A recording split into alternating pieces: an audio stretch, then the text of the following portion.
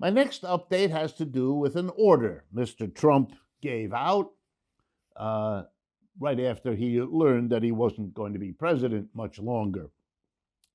Here's what the order he did does. U.S. citizens are banned from owning shares in 31 companies that do business with the Chinese military establishment. Now, what's this for?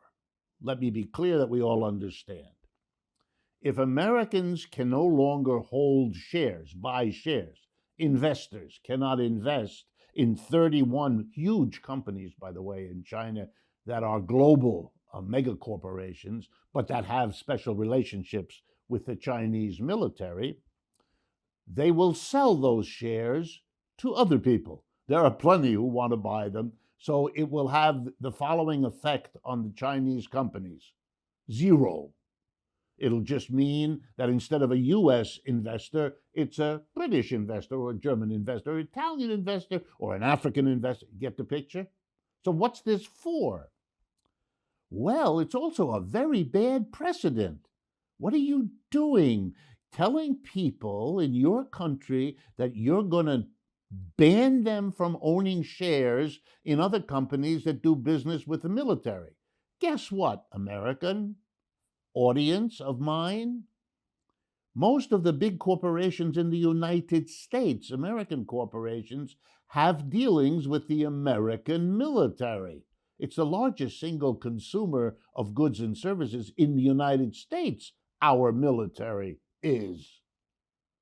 So, of course, every major corporation, or at least the vast majority, do business. Do you really want to establish the precedent that all over the world, people who currently own shares in General Motors or Ford or Raytheon or General Electric or Amazon or Facebook, or you get the picture? They all do business with the American military.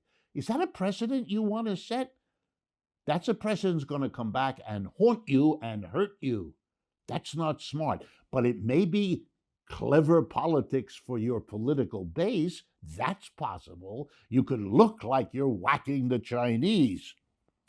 But is that really sensible? No, for another reason.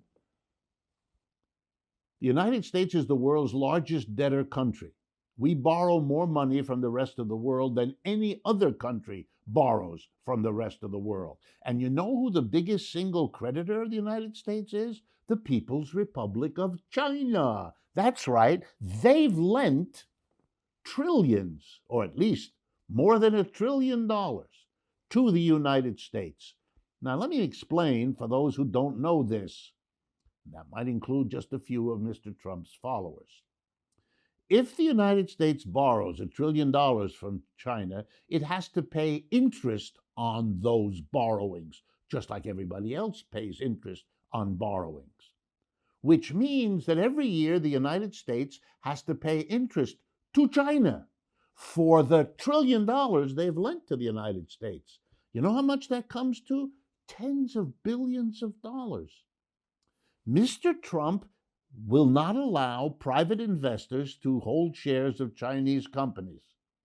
Meanwhile, he is shipping to China tens of billions of dollars in interest from the United States, paid for by taxpayers.